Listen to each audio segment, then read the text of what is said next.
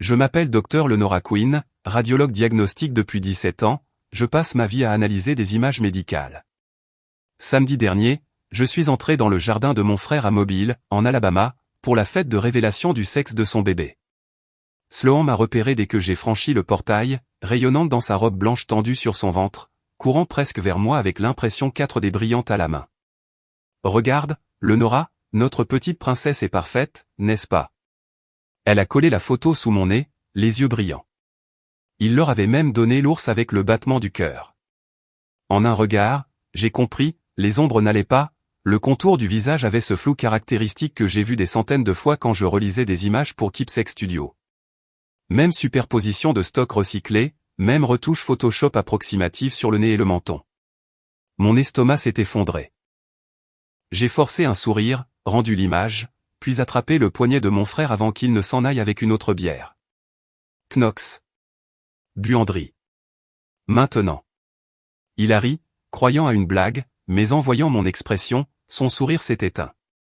Une fois la porte fermée, j'ai soufflé, ce n'est pas un bébé sur cette image. Il s'est figé. De quoi tu parles? Je te jure que quoi qu'elle porte, ce n'est pas une princesse. Ce n'est même pas une grossesse. À l'extérieur, on lançait déjà le compte à rebours pour éclater le ballon. 50 personnes scandaient 10, 9, 8. Je l'ai fixé droit dans les yeux. On a quelques minutes avant que ce ballon n'explose et que tout bascule. Knox serrait sa canette, pouce frottant l'aluminium comme pour effacer mes mots. Il a lâché un rire sec, et voilà, Lenora la perfectionniste recommence. Sloan est enfin heureuse et tu ne le supportes pas. Avant que je réponde, la porte-fenêtre a claqué, maman est entrée en trombe, écharpe, team girl, en travers du torse, le visage rouge après 2 mimosas et 5 ans à rêver d'une petite fille. Que se passe-t-il ici, a-t-elle exigé, les yeux plissés. Les gens demandent où est passée la future tante. Knox a soupiré, elle dit que l'échographie est fausse ou je ne sais quoi. Maman a porté la main à son cœur comme si je l'avais giflé. Fausse? Lenora, cette petite à mon nez. Je la regarde tous les soirs avant de dormir. Papa est apparu à son tour, déposant des cupcakes, le même regard déçu que lorsque j'avais ramené un B en 4e. Tu travailles trop, ma chérie. Tu vois des problèmes où il n'y en a pas, j'ai essayé d'expliquer, les ombres incohérentes, les proportions répétées comme des modèles de stock, rien d'un vrai fœtus. Maman m'a coupé net. Sloan avait dit que la technicienne avait passé 45 minutes pour l'image parfaite, musique personnalisée et tout le reste. Knox a secoué la tête, tu te rends ridicule. Et tu stresses Sloan. À travers la vitre, je la voyais rire sur la terrasse, main posée sur son ventre, magnifique, comme toutes ces futures mères auxquelles j'avais déjà annoncé des nouvelles terribles. Sauf que cette fois, c'était moi la nouvelle terrible. J'ai ravalé mes mots, personne ne m'écouterait aujourd'hui, pas avec 50 invités et un ballon géant prêt à décider leur vie en confetti rose ou bleu. Très bien, ai-je murmuré. Nous sommes ressortis au soleil, la musique a repris. Sloan, radieuse, m'a demandé si tout allait bien. Parfait, ai-je menti, en posant parmi les photos et les larmes joyeuses. Le compte à rebours est revenu, 10, 9, 8, le cœur prêt à exploser. 3, 2, 1. Une explosion de confetti rose. Des cris, des larmes, des étreintes, des prières exaucées. Je suis resté figé au milieu de cette euphorie, le téléphone toujours en train de filmer, les jambes de béton. Sloan m'a serré, on attend une fille. Tu seras la tante la plus géniale. Je l'ai prise dans mes bras parce que je n'avais pas d'autre choix. La fête a continué jusqu'au crépuscule. Puis Sloan, pâle, une main sur le bas-ventre, a murmuré, je ne me sens pas très bien. Des crampes, un malaise que je connaissais trop bien. J'ai posé les assiettes. 10 minutes jusqu'à Spring Hill. Laisse-moi Y emmener. Elle a accepté. Knox a pris son sac. Maman a soufflé, va t'occuper de mes filles. Nous avons marché jusqu'à mon SUV en silence. Sloan s'est installé devant, Knox derrière. Et les confettis roses restaient accrochés à nos vêtements, comme autant de preuves. Je faisais marche arrière dans l'allée tandis que Knox frottait des cercles sur l'épaule de sa femme. Ce n'est probablement rien, dit-il, plus pour lui-même que pour elle. Peut-être une indigestion. Sloan posa sa tête contre la vitre. Je veux juste qu'elle aille bien. Je gardais les yeux sur la route. 12 minutes, porte à porte. J'avais fait ce trajet 1 millier de fois. L'entrée des urgences était calme pour un samedi soir. J'ai passé mon badge à la porte du personnel, évitant ainsi le triage. L'infirmière responsable, Carla, posa un seul regard sur moi et nous fit signe d'aller directement dans une salle d'échographie. Sloan s'allongea sur la table, relevant sa robe sans qu'on le lui demande. Knox lui serrait la main si fort que ses jointures blanchissaient. Carla étala du gel et plaça la sonde bas sur le ventre de Sloan. La pièce se remplit du souffle familier de la machine. Je restais au pied du lit, bras croisés, observant l'écran comme j'en avais observé 10 000 autres. Et là, c'était évident. Une volumineuse masse complexe occupait la majeure partie de l'ovaire gauche. Zone kystique, composante solide, cloisons épaisses, pas de sac gestationnel, pas de pôle fœtal, pas de battement de cœur. Les yeux de Carla croisèrent les miens. Elle savait exactement qui j'étais et ce que je voyais. Sloan fixait le plafond, attendant le moment magique qui ne venait pas. Knox se pencha vers le moniteur. Où est-elle? Sa voix se brisa. Où est notre fille? La pièce devint parfaitement immobile, hormis le bourdonnement de l'échographe. Je finis par parler, doucement mais clairement, il n'y a pas de fille, Knox. Sloan tourna lentement la tête vers l'écran, comme si elle réalisait seulement que l'image ne changerait jamais. Knox attendait encore que quelqu'un déclare que c'était une blague. Personne ne le fit. La docteure Elena Morale entra, blouse blanche, cheveux attachés en un chignon désordonné qu'elle portait depuis l'internat. Elle croisa mon regard et comprit tout sans un mot. « Lenora, tu veux gérer ça ou je m'en charge ?» Je secouai la tête. « Vas-y. Je suis de la famille. » Elle acquiesça, prit la sonde des mains de Carla et rafraîchit l'image avec une meilleure résolution. La masse dominait l'annexe gauche, 15 cm, multiloculaire, composante solide et kystique, vascularisation au Doppler. Une masse ovarienne complexe classique. Aucune grossesse intra-utérine. Pas de sac vitellin, rien. Elena pivota légèrement l'écran pour que Sloan voie clairement. Sloan, commença-t-elle d'une voix douce mais clinique, il n'y a pas de grossesse. Ce que nous voyons, c'est une grosse masse complexe sur ton ovaire gauche. Elle grossit depuis un moment et comprime tout autour. C'est pour cela que tu sentais des mouvements et que tes tests sanguins montraient des hormones de grossesse. Certaines masses produisent de l'HCG. Sloan fixait les nuances de gris de l'écran comme si elle pouvait se réorganiser en bébé si elle regardait assez longtemps. Ses lèvres s'entr'ouvrirent, sans son. Knox retrouva enfin sa voix. « Attendez, quoi? C'est forcément une erreur. Elle en est à 22 semaines. On a vu le cœur battre. On a des vidéos. » Elena resta égale. Les boutiques d'échographie souvenirs ne sont pas régulées comme les hôpitaux en Alabama. Aucun technicien diplômé n'y est requis, ni médecin pour vérifier. Certaines améliorent les images. Certaines utilisent des vidéos d'archives. D'autres font pire. La main de Sloan glissa lentement de son ventre vers la rambarde du lit. Elle avait perdu toutes ses couleurs. Knox scrutait l'écran, comme s'il pouvait y faire apparaître un fœtus par la seule volonté. Impossible. On a payé le supplément 4D. Ils nous ont laissé enregistrer le cœur. Je parlais pour la première fois depuis notre arrivée, ce battement était probablement un enregistrement qu'il passe à tous les clients. Le même loop de 30 secondes. Sloan tourna vers moi son visage couvert de larmes, lentement, comme si son cou s'était rouillé. « Pourquoi vous me faites ça » murmura-t-elle, brisée, sans colère. Knox se retourna vers moi, le visage en guerre, confusion, trahison, panique. « Lenora, dis-moi que c'est une mauvaise blague. » Elena répondit avant moi, « Ce ne l'est pas. Nous devons l'hospitaliser ce soir.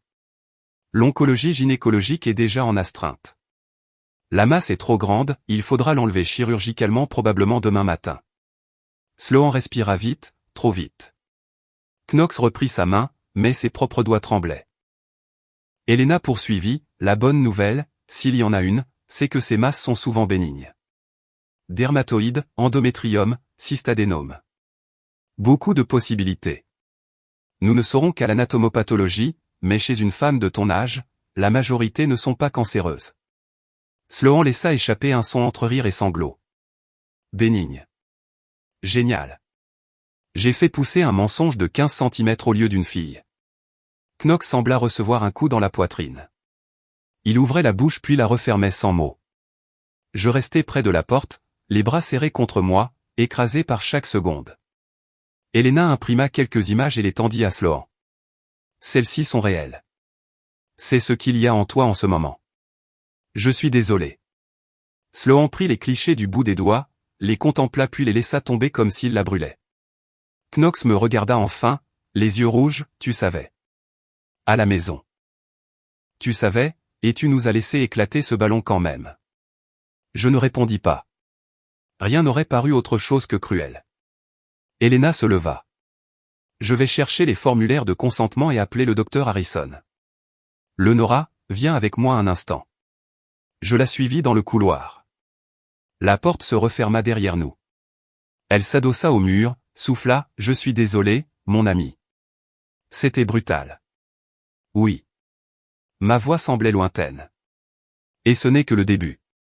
Dans la chambre, Knox avait rapproché une chaise du lit. Sloan était recroquevillé sur le côté, tourné vers le mur, secoué de sanglots silencieux. Il lui caressait le dos en cercle, murmurant des mots que je ne pouvais entendre. Je restai un moment sur le seuil, puis m'éloignai. Des confettis roses étaient encore collés à mes chaussures. En salle de réveil, l'odeur d'antiseptique et de café froid. À travers la vitre, je regardais les constantes revenir à la normale. Le docteur Harrison avait retiré l'ovaire et la trompe gauche par laparoscopie. 3 petites incisions sous des pansements roses. L'analyse confirma, kyste dermoïde bénin. Cheveux, graisse, tout le folklore. Rien de malin. Sur le papier, la fertilité de Sloan était sauve. Le meilleur scénario possible. Quand l'infirmière fit signe, j'entrai avec un bouquet minable acheté à la boutique de l'hôpital. Sloan avait les yeux ouverts, fixés au plafond. Elle ne tourna pas la tête quand j'approchai. Et, murmurai-je. L'opération s'est très bien passée. Tu vas t'en sortir. Un micro-hochement. Knox était assis à côté, épuisé, les mains jointes. Il me lança un demi-sourire fade avant de se reconcentrer sur sa femme. Je posai les fleurs. La douleur est sous contrôle? Encore un léger signe de tête. Le silence s'étira jusqu'à se briser. J'allais parler quand la porte s'ouvrit. Maman entra, portant le même cardigan rose que pour la fête, froissé, imprégné d'odeur de barbecue. Elle s'arrêta en me voyant, puis m'ignora pour aller directement vers Sloan, l'embrassa sur le front, lui murmura quelque chose qui fit trembler son menton. J'attendis l'habituelle étreinte, le « Dieu merci tu vas bien », la main sur mon bras. Rien. Elle se redressa, m'adressa un sourire poli et tira doucement le rideau pour m'isoler de la scène. Le rail métallique grinça comme une craie sur un tableau. Je restai de l'autre côté du tissu, écoutant sa voix apaiser Sloan, lui dire qu'elle était jeune, que les vrais bébés viendraient quand Dieu le voudrait, que tout avait un sens. Mon téléphone vibre, la femme de Knox a besoin de repos. Peut-être laisse-lui de l'espace aujourd'hui. Merci pour tout. Pas de colère, pas d'accusation, juste un point final comme une porte verrouillée. Je sortis dans le couloir chirurgical, sous les néons bourdonnants. Les infirmières passaient avec des perfusions et des dossiers. Je m'installai dans la salle d'attente vide, m'effondrai dans un siège en vinyle et fixai la télé muette d'une émission du matin. Papa arriva 20 minutes plus tard avec 2 cafés. Il m'entendit un sang demander comment je le prenais noir, comme lui. Nous bûmes en silence. Elle est réveillée, dis-je enfin. Il hocha la tête. Ta mère est avec elle. Nouveau silence. Elle a tiré le rideau sur moi. Papa soupira, se massa la nuque. Chacun gère à sa manière, Leonora. Elle n'a jamais fait ça. Pas en 38 ans. Il prit son temps pour répondre, la voix basse, aujourd'hui, Sloan a perdu un bébé qu'elle portait depuis 5 mois. C'est comme ça qu'elle le vit. Peu importe ce que disent les examens. Dans sa tête, elle avait enterré une fille ce matin-là. J'ai ravala difficilement ma salive. Ce n'est pas moi qui lui ai enlevé ça. La boutique l'a fait. Je sais. Il posa sa tasse. Mais c'est toi qui l'as dit à voix haute.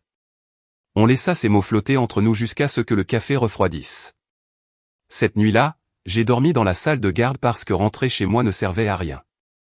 Mon téléphone est resté muet, hormis quelques mises à jour des infirmières, douleur contrôlée, supporte les glaçons, dors. Le lendemain matin, j'ai retenté. Je suis allé dans sa chambre avec un vrai sandwich du petit déjeuner au lieu d'un truc de distributeur. Maman était déjà là à aider Sloan à se redresser, à tapoter les oreillers comme elle l'avait fait pour moi quand on m'a enlevé les amygdales à 7 ans. Quand elle m'a vu sur le pas de la porte, elle s'est figée une seconde puis a continué à ajuster la couverture. Sloan a levé les yeux vers moi, les paupières rougies, et m'a offert le sourire le plus faible que j'ai jamais vu. « Salut », a-t-elle croassé. « Salut. » J'ai levé le sac, en pensant que ça lui changerait des œufs d'hôpital. Maman l'a pris, a murmuré « merci », puis l'a posé sur le plateau, sans y toucher. Knox est entré juste derrière moi avec un sac de vêtements propres. Il a embrassé la tempe de Sloan puis s'est tourné vers moi. « Bonjour », a-t-il lâché d'un ton poli, neutre, comme si j'étais une collègue à peine connue. J'ai tenu 30 secondes de banalité sur les papiers de sortie avant de m'éclipser. Dans le couloir, je me suis adossé au mur, j'ai fermé les yeux et j'ai senti la première vraie fissure traverser tout ce que je croyais d'une famille. Quand Sloan est rentré 3 jours plus tard, j'étais devenue la visiteuse qui attend dans le corridor, celle qu'on ne sait jamais où asseoir. Mon appartement s'était transformé en salle de guerre. Des impressions couvraient la table de la salle à manger, des post-it de couleur sur chaque mur, 3 écrans qui brillaient dans l'obscurité. Je n'avais pas cuisiné depuis des semaines. Les boîtes de plats à emporter formaient une tour menaçante près du canapé. Tout a commencé par le groupe Facebook « Mobile Mom to Be ».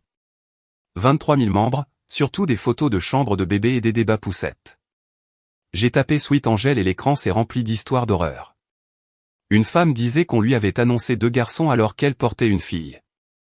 Elle avait déjà peint la chambre en lavande. Une autre publiait des images côte à côte, la 4 des brillantes de la boutique et l'échographie de l'hôpital 2 jours plus tard, une anatomie totalement différente. Une troisième partageait une cagnotte, grossesse extra-utérine non détectée à 20 semaines parce que la technicienne de la boutique avait dit « bébé se cache ». Elle a perdu une trompe et a failli mourir. J'ai tout capturé, sauvegardé avec les dates, et commencé à envoyer des messages privés. En 48 heures, 32 femmes prêtes à parler. À la fin de la semaine, 51. Je suis allé à Pensacola un samedi pour rencontrer Ashley, 29 ans, ancienne cliente Sweet Angel. On s'est assise dans un café sur Cervantes Street pendant qu'elle glissait ses clichés déco sur la table. Le même visage réutilisé, le même nez flou, la même superposition que celle sur la photo de Sloan. Elle a fait une fausse couche à 19 semaines après que la boutique lui a assuré que tout était parfait. Elle a pleuré en silence dans son latte. Je lui ai promis que ça n'arriverait plus jamais à personne.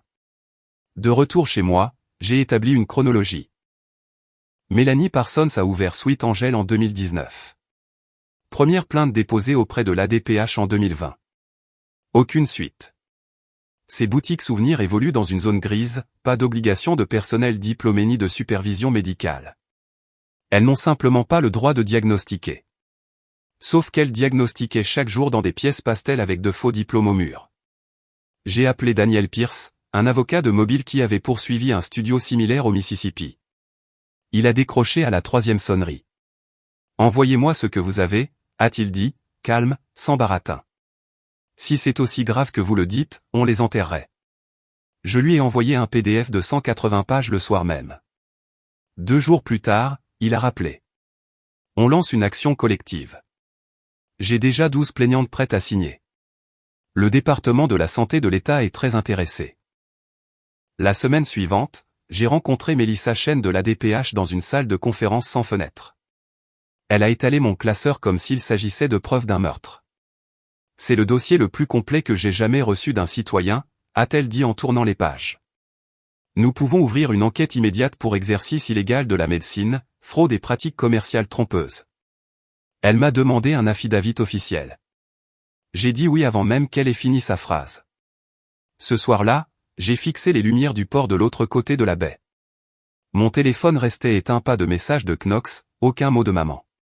Papa avait essayé une fois, une semaine après la sortie, pour savoir si je venais au dîner du dimanche. J'avais dit que j'étais de garde. C'était faux. Je continuais. D'autres femmes se sont manifestées. Une chaîne locale a diffusé un teaser après une fuite. Mélanie Parsons a pleurniché sur Facebook Live, criant au harcèlement, disant que des médecins jaloux voulaient détruire les petites entreprises. Les commentaires étaient féroces des deux côtés. Daniel a envoyé les demandes de communication de pièces. Les assignations ont volé. D'anciens employés m'ont contacté anonymement. On leur avait dit de rendre les clientes heureuses quoi qu'il y ait à l'écran. On m'a même envoyé un dossier brut, des dizaines de familles ayant reçu exactement le même bébé souriant superposé, pivoté à 90 degrés. J'ai tout imprimé, tout classé, et moi-même déposé les boîtes d'archives chez Daniel.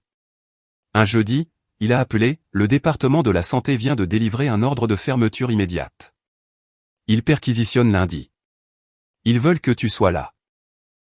Je me suis laissé glisser sur le sol de la cuisine, le dos contre les placards, et j'ai pleuré pour la première fois depuis que le rideau de la salle de réveil s'était fermé.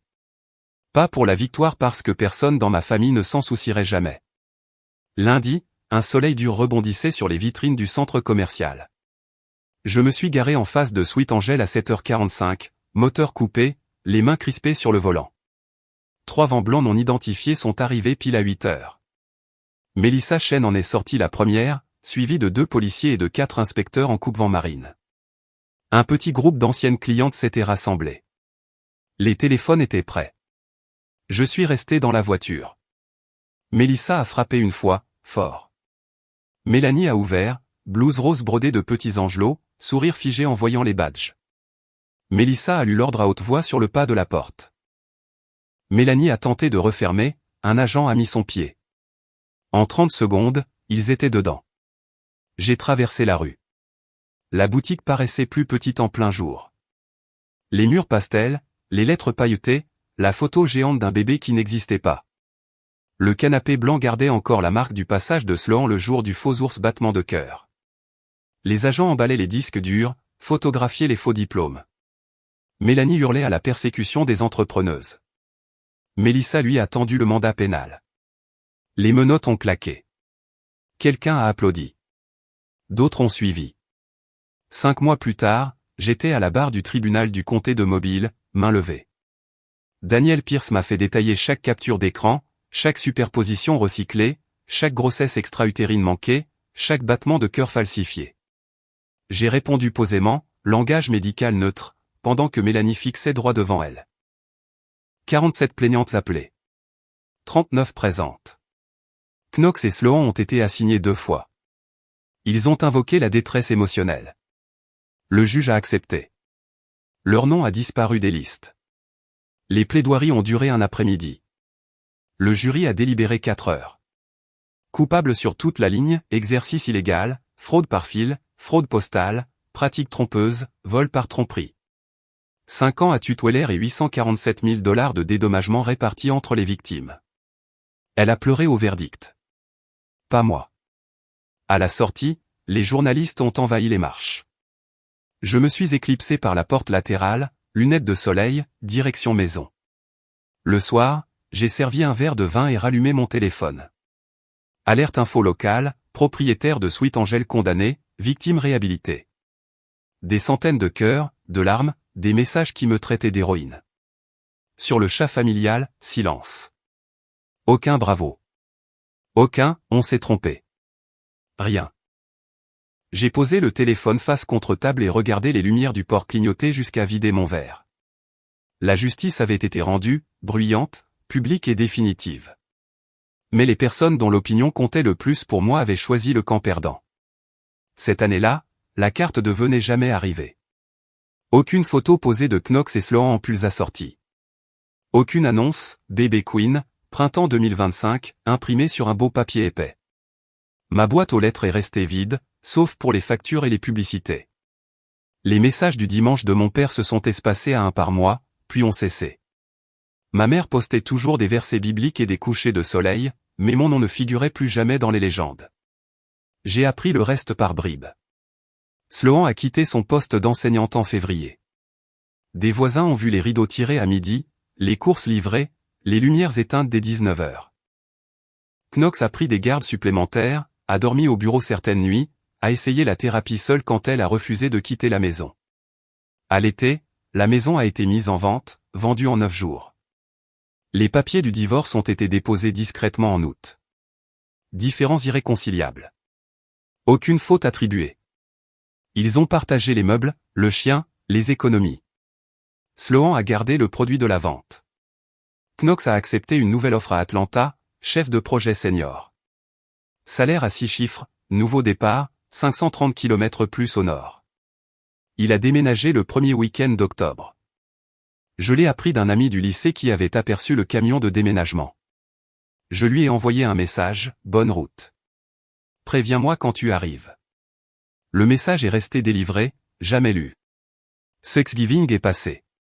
Maman a cuisiné pour 2. Papa a mangé devant le match de football. Ils ne m'ont pas invité. Les guirlandes de Noël se sont allumées sur toutes les maisons de leur rue sauf la leur. Je suis passé quand même, j'ai ralenti devant les fenêtres éteintes, vu la boîte à clés du notaire encore accrochée à la porte, malgré la vente bouclée des mois plus tôt. Sloan a emménagé dans une pièce près de la baie, store à moitié fermé en permanence. Maman lui envoyait du banana bread et des recueils de prières toutes les quelques semaines. Je le sais parce que je l'ai croisé au bureau de poste. Moi, je continuais à travailler. Même salle de lecture, même cabine de dictée, même café froid. Je lisais des masses ovariennes, des tumeurs cérébrales, des colonnes fracturées, et chaque fois que la sonde révélait un utérus enceinte, je vérifiais une seconde fois les références du laboratoire extérieur. Certaines habitudes deviennent une religion. Un jeudi de janvier, je suis rentré chez moi et j'ai trouvé une enveloppe blanche glissée sous ma porte. Pas d'expéditeur. À l'intérieur, une seule échographie, la vraie, celle de Spring Hill, celle avec la masse complexe. Au dos, de l'écriture de Knox, tu avais raison. Je suis désolé. Rien d'autre. Aucun numéro, aucune explication. Je l'ai scotché sur le frigo, à côté des menus de restaurant, et je l'ai laissé là. 8 mois après le verdict, j'étais debout dans ma cuisine à 2 heures du matin, les yeux fixés sur cette image pendant que la ville dormait dehors. Voilà ce que je sais désormais. La vérité est un scalpel. Elle peut sauver une vie ou arracher le cœur de chaque relation que tu croyais éternelle. Parfois, elle fait les deux à la fois. J'ai sauvé la vie de Sloan. J'ai exposé un prédateur qui avait blessé des dizaines de femmes. J'ai fait ce qu'il fallait, à chaque étape, chaque nuit sans sommeil, chaque attestation, et j'ai quand même perdu mon unique frère. Certaines victoires te laissent debout dans une maison vide, tenant entre tes mains des morceaux qui ne s'emboîteront plus jamais. Alors, si tu regardes ceci et que tu as peur de parler d'une fausse échographie, d'un médecin qui te méprise, de quoi que ce soit qui sonne faux dans ton corps ou dans ta vie, fais-le quand même. Les conséquences peuvent être brutales. Les personnes que tu aimes peuvent choisir le silence plutôt que toi. Elles peuvent ne jamais te pardonner d'avoir été celle qui a refusé de détourner le regard. Mais l'avenir de quelqu'un pourrait dépendre de ta voix aujourd'hui. J'ai payé le prix le plus élevé que je pouvais imaginer pour avoir fait ce qui était juste. Et je le referai sans hésiter, parce que certaines vérités sont plus grandes que la famille. Elles doivent l'être.